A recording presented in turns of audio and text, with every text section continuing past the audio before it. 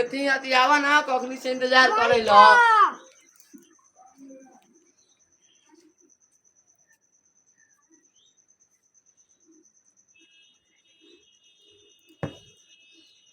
हाथ लावो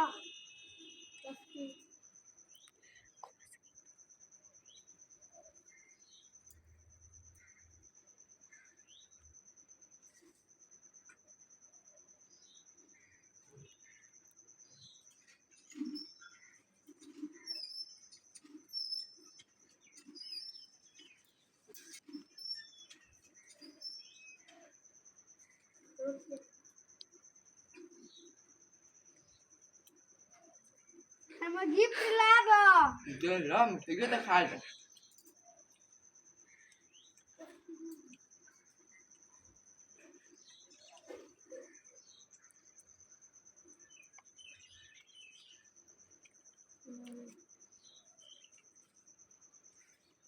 हम ना लेम हमरा आईफोन चाहिए बहन इतने ही रख ला